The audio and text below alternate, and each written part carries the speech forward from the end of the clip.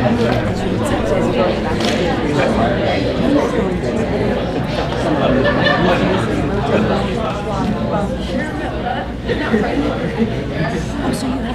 one next year too. So do I. So only 50% next year. So I'm going to start two judges. I did it 2 years ago. So we'll be doing this again next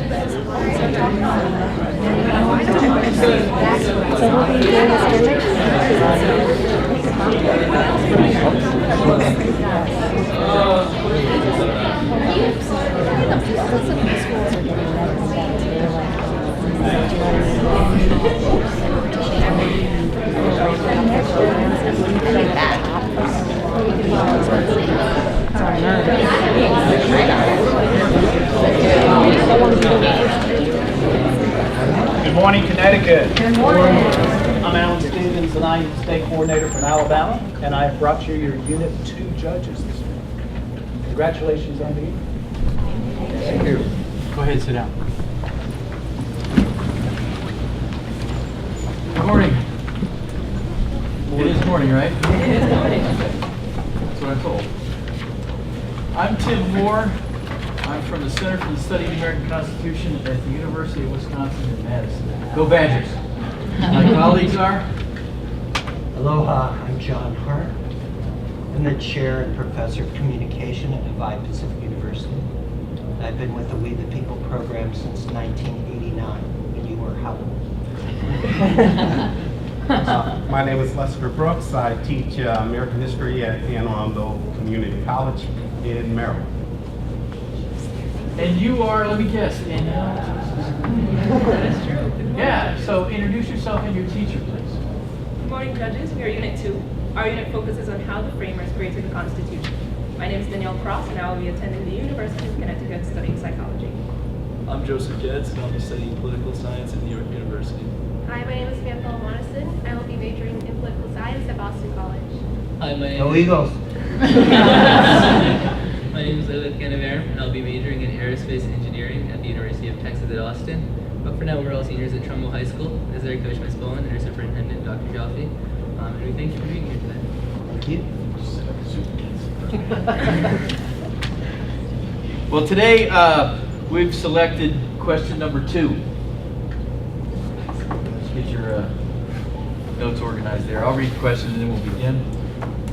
The general object was to provide a cure for the evils under which the United States labored, that in tracing these evils to their origin, every man had found in it the turbulence and follies of democracy. What impact, if any, did these, quote, evils have on the drafting of the Constitution and the type of government it established? What evidence of these evils was there in the colonies just before the Revolution and in the newly independent states up to the Convention? To what extent, if any, do the follies of democracy referred to by Randolph exist today? Explain your position. You may begin. Shortly after the drafting of the Constitution, Benjamin Franklin was asked what the framers had created that summer in Philadelphia. He replied, "A republic, if you can keep it." Even in the early days of the nation, Franklin and others recognized the inherent dangers of a democracy and shied away from a system that, as Madison wrote in Federalist 10, has in general been as short in their lives as they have been violent in their deaths. Pure democracy, in the eyes of the framers, was chaos. They feared that passions would arouse the public, and national policy could become hostage to these passions. The framers created a republic because they wanted to avoid the pitfalls of past governments, including factions, special interests, despots, monarchy, weak central government, and mob rule. These were the evils that the framers sought to curb in creating the Constitution. The first major solution to these evils was to create a separation. Articles 1, 2, and 3 of the Constitution describe the various functions and powers of the legislative, executive, and judicial branches. In order to protect this separation, the framers ensured that each of the branches had the power to check the other two. This includes the Senate's ability to advise and give consent to Supreme Court nominations, the power of the President to veto proposed legislation, and the power of the Supreme Court to nullify unconstitutional legislation. The framers sought to curb the framers sought to curb the effects of the passions of the people by creating the Electoral College and the Senate. These institutions would distance the passionate public from choices, causing a man to need more than talents for low intrigue and the little arts of popularity to gain the support of the whole nation. The framers also sought to protect the legislative branch from these evils. Therefore, in the House of Representatives, they were given a relatively small ratio of 1 congressman for every 30,000 men. Furthermore, they instituted the senatorial saucer, as George Washington called it, to cool the hot tea of legislation. Uncooled, democracy in Rhode Island was the epitome of everything the framers feared about the passions of the people. The legislature, dominated by small farmers and the debtor class, instituted paper money and made acceptance of it mandatory. When creditors refused to accept it, the legislature instituted another law allowing courts to collect on the creditors' behalf. Justices who refused to collect the paper money were turned out of office. Needless to say, this threw the finances of Rhode Island into utter disarray. Coastline farmers further contributed to this fear of democracy in Shays' Rebellion. Daniel Shays, a Revolutionary War veteran, helped incite a rebellion against Massachusetts bankers as they foreclosed on their farms. Those who gave their blood to the Patriot cause soon became victim to inflation and debt. Their revolt was unsuccessful, but not unheard by the framers. The follies of democracy that reared their head in colonial times persist to this day, albeit in different forms. As in the case of Rhode Island, majorities in legislatures today continue to abuse their power over the ability to draw congressional district lines. In current Supreme Court cases, such as Gill versus Whitford, the nation is faced with a challenging reality with regards to gerrymandering. While a person's vote may exist, representation based upon those votes can be largely inconsequential. The infusion of money into politics, the hyperpolarization of Congress, and extremely biased media outlets are significant evils within our republic today. Issues that were once non-ideological have become partisan, like the recent fight over the authorization of the Children's Health Insurance Program. Furthermore, with the accusations of fake news, it is often the loudest, not the truest voice that is heard by the American public. Madison argued that every word of the Constitution decides a question between power and liberty. This balance remains a constant refrain in American politics. If we check ourselves, as Dr. Franklin called on us to do in 1787, then we can ensure a more perfect union. Thank you. We are now ready for your questions.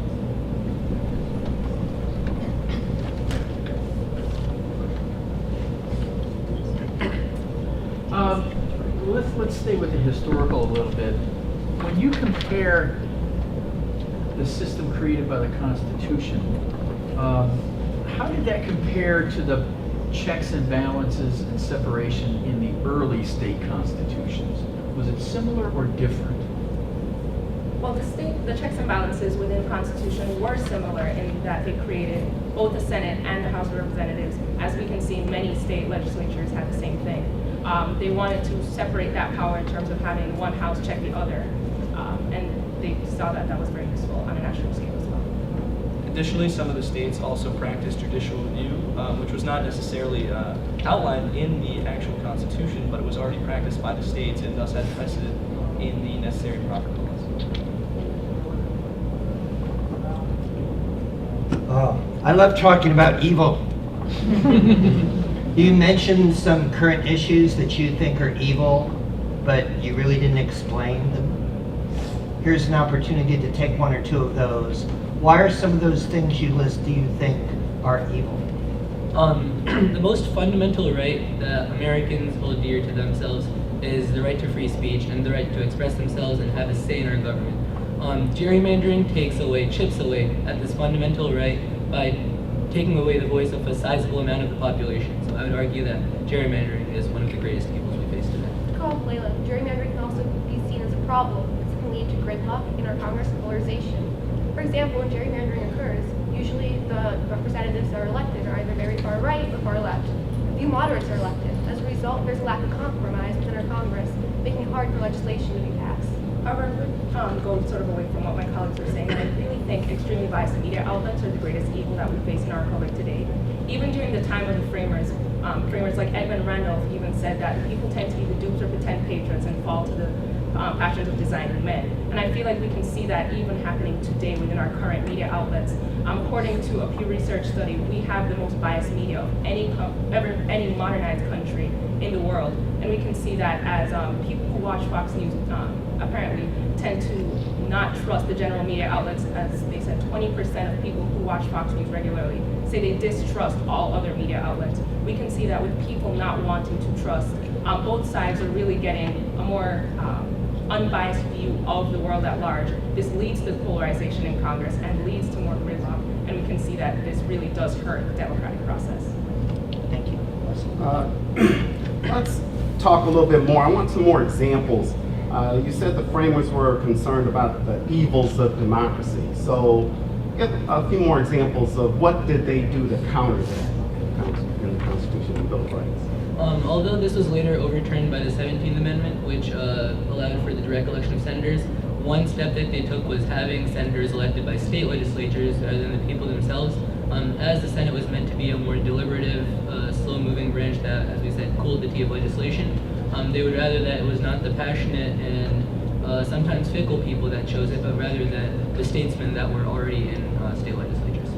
Also in Article 1, Section 8, they specifically gained the power, the legislative branch did, to coin money, which, as this was one of the significant evils, especially in Rhode Island and Massachusetts, in terms of making inflation worse by the legislature coining their own money, which was basically worthless.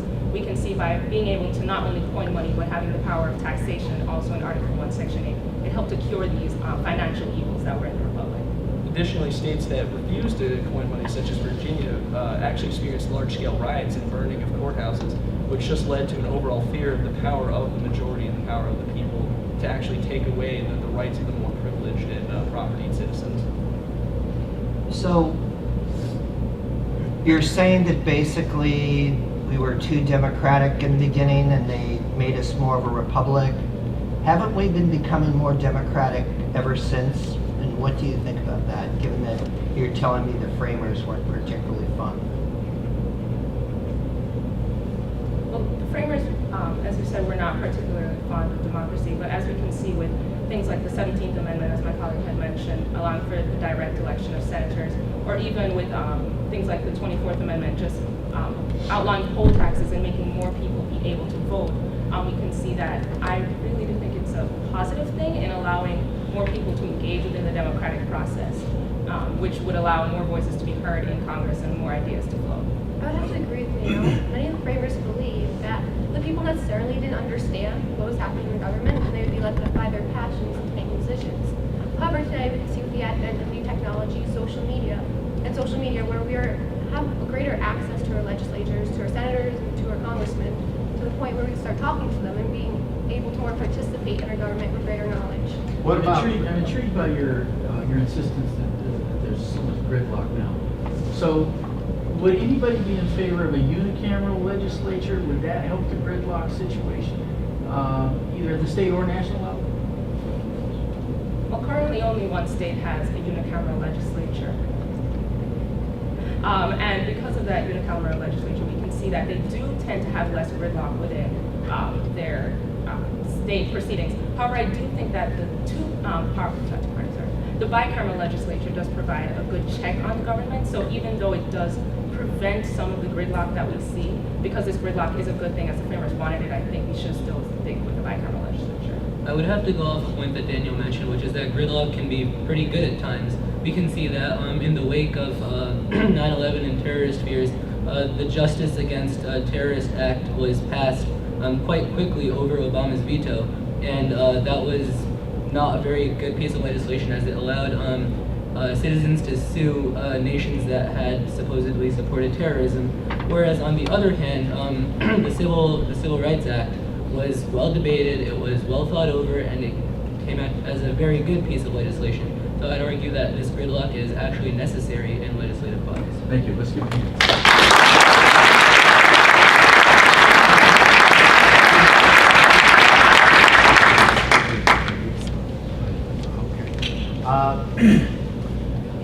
Very impressive. There were some interesting responses. I thought your responses were accurate. You came right to the point, very concise. When asked about certain issues, you gave examples, and I applaud you for that. Job well done. Nice job. Happy to listen. First of all, please join me in appreciating the person who probably isn't paid for all the extra work they're doing, your teacher.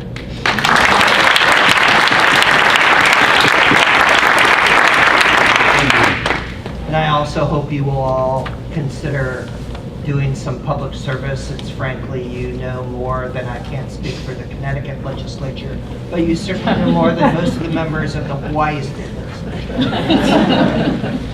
who are not here for enjoyed your presentation, factually, you have everything down. The one thing to consider in terms of fine tuning is I know everyone's supposed to participate and disagree because that strategically looks good, but balance that versus brevity. We have such a short amount of time to share with you, and the shorter your answers are, the more questions we get to ask.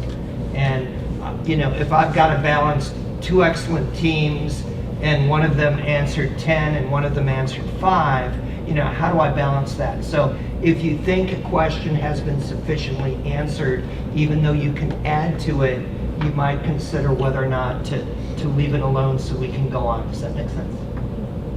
Enjoyed it. Thank you so much. This is a good presentation. The opening was very well organized, very clear. And I think the strength of the opening statement was your emphasis, your mention of paper money. You also tied it into the follow-ups on the coinage principle. So I think what's most impressive to me in this presentation is that you understand the economic excesses of democracy. That was a real strength. Now, if I could quibble a little bit, I would suggest that you look back over the state constitution. My question about how does the check and balance system compare to the check and balance system in the state constitution? We're a little soft on that. Pennsylvania, Georgia, they both had unicamerals. You did mention the hurly-burly of Rhode Island, but there's a lot of other messiness going on because of the structures of state constitutions. So that was a little soft, that particular follow-up. But again, I think which evil is the worst. I mean, you clicked off well thought out there, and a very good presentation. Thank you very much. I'm very proud. Enjoy the rest of the day. You're done. You're done.